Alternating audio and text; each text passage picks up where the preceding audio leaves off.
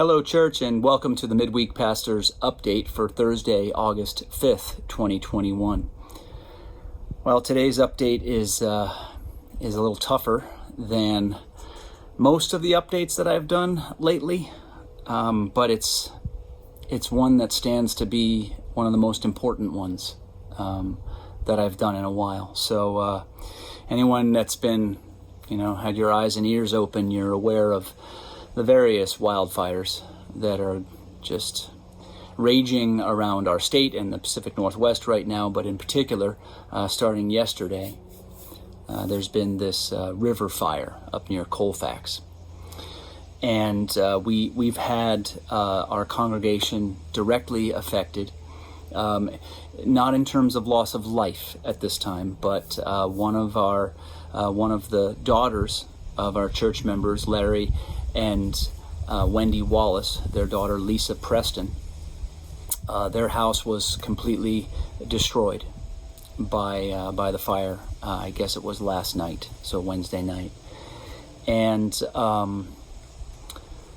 one of those times when we in the foothills and in this church can step up like we do in these times and rally around one another to help out in any way we can. So first off, I ask all of you who want to help, the first thing to do is to pray, to take that time to direct your energy toward all of those that are fighting the fires, all of those that are impacted by the fires, all of those that are serving to help at places like the fairgrounds or wherever the emergency shelters are for all of those who have been displaced. So prayer is an excellent starting point. But if you would like to do more,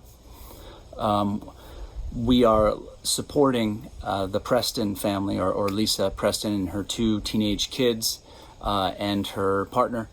I believe his name is Greg. I apologize if that's wrong. There's a lot of I've been reading a lot of emails lately, but regardless, we're doing a gift card donation. We're asking you to get gift cards from Amazon, Target, Walmart, local grocery stores, even Best Buy for that matter, to just offer them a means to replace something, to find some of those basics.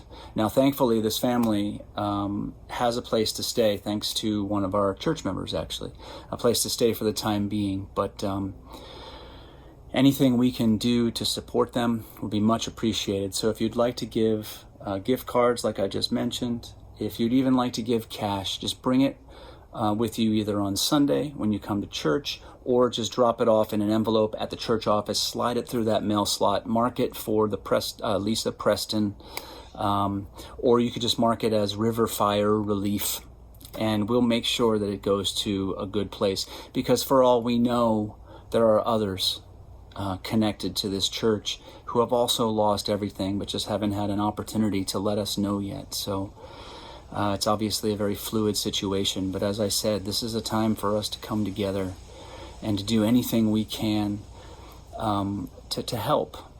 And not because we're trying to replace what was lost. In some ways, it's just stuff. Someone pointed this out. It's not the stuff, but it's just that to know that others are out there caring and doing anything that can make a difference is sometimes can be the difference between outright despair in times like this, and then the little sparks of hope that help us to stand up, to lift our chins, to feel held and loved. So anyway, that's one way that you can help. Also, Barb Grandstaff posted something on our church Facebook page that was shared, another post from a friend of the church named Melanie Hall. But there's other efforts organized through Echo Valley Ranch on Nevada Street, and they're also trying to support the various families who have been displaced by this fire. and with school supplies. So on that email, you'll see a list of other things, school supplies, backpacks, pencils, all this. You can bring it all down to Echo Valley Ranch, and they will, become a place to distribute it. It's as Melanie said in her post, it was 3 years ago that the campfire was such a devastating fire, and Echo Valley Ranch was a wonderful place to kind of locate centralized goods to help. So that's another thing you can do. If you're not clear on how you can help in that regard, do check the church Facebook page. You'll see the post that Barb posted related to the Echo Valley Ranch and the school supplies there. So thank you all, and we will certainly do our best to keep you posted as to how things are going and any other ways that we can help. Wow, yeah. Any other news this week? One of the things is that normally in the last few months we've been working with Auburn Presbyterian Church to collect food supplies for Rock Creek School. I want to just say for sure, this month appears to be, because summer school ended and regular school hasn't started yet, we will not be collecting food as of now anyway for this month. If I hear differently, I will certainly share that with you, but we will continue to be doing that at a later date, but just wanted to pass that along because I'd been waiting to kind of get that information. So let's see. Let's see, other church news. Forgive me, I got a lot here to remember to share here. Other church news here. Our Bible study will be starting up 2 Tuesdays from now. So not this coming Tuesday, which would be the 10th, but the following Tuesday. I believe that's the 17th. I hope I got the dates right. But anyway, that will be the start of the next Bible study. And the way that one will work is it will be a Zoom class again. We're going to do a class on Psalm 23, and it will be a Zoom class. I'm not sure exactly how many sessions it'll be, probably just a few, maybe 3. But I'm putting that together right now. In another way, in another area that we all, I think, could really use to step up and really help each other, support each other right now, has to do with the ongoing pandemic in our midst. And if you've been following that, and I know many of you are, you're seeing the dramatic surge in the cases, specifically along the lines of the Delta variant, and primarily within those who are not yet vaccinated. So I want to make a plea to anyone who might be watching this, that if you have yet to be vaccinated and you're sort of still thinking about it, I would pray that you would strongly consider that, not only for your well-being, but for the health and well-being of your neighbor and all those around you. I know it's not easy for me to well, in some ways it is easy for me to say that because I feel strongly that it's the right choice, but I also respect that there are others who, for their own good reasons, have not yet elected to get a vaccine. So I get it. I get that. But I also feel that at this stage, we're slipping back into a place of having to engage certain types of restrictions, and I'm hoping, as we all are, that it will be something that we can manage a little differently than the first time, that it won't be necessarily about lockdowns, but gosh, we all know it's just sort of everything's so up in the air. So here's what I want to say about live worship coming up. We will still be having live worship as of now, but we will be moving into a requirement for everyone in attendance to wear a mask. Okay, we will provide them, but bring your own if you still have them, or I'm fairly certain most everyone has them, but we do have them at church, and that means that you must wear a mask during worship, whether or not you've been vaccinated. Okay, or even if you've been vaccinated, because I want to actually add this part too.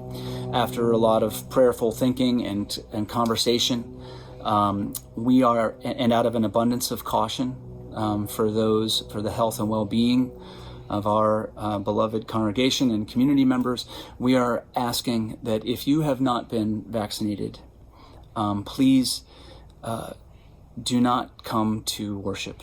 I just hearing those words come out of my mouth I do not like hearing the way that sounds.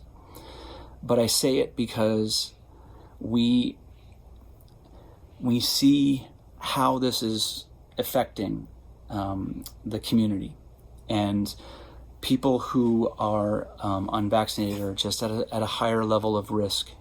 And we want you to be as healthy as possible, and we want to maintain our ability to stay open as a church for live worship gatherings, as long as it's possible, as long as it's safe to do that.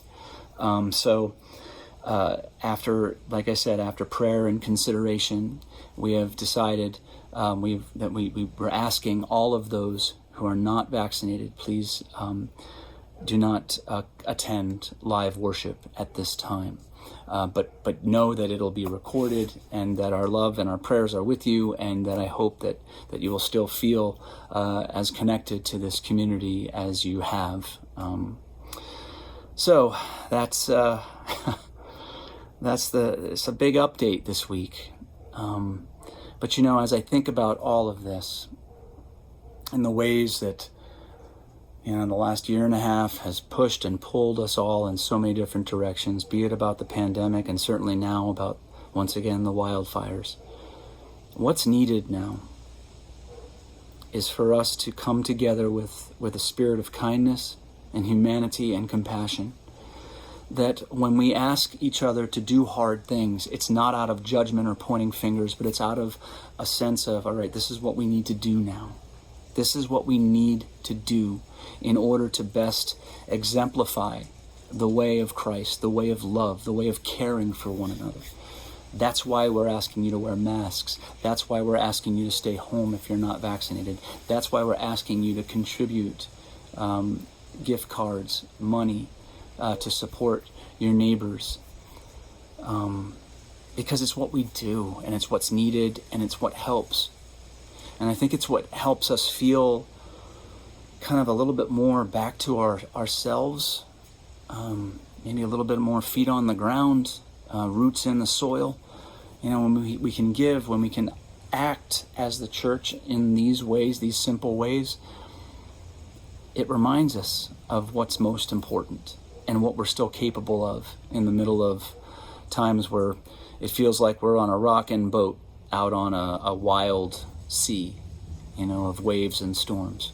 And that may be the case, but we've got each other, we've got our faith, we've got the Spirit of Christ, and we've got our God holding us and guiding us through it all. So don't forget that.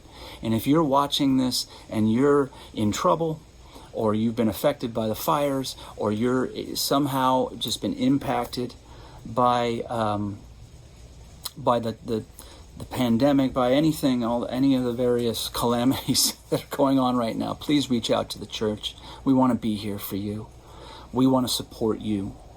We want to find a way to continue to develop and to reach out, and to make sure we're doing the best we can not to let folks fall through the cracks in a time when it's been hard to keep track of one another sometimes.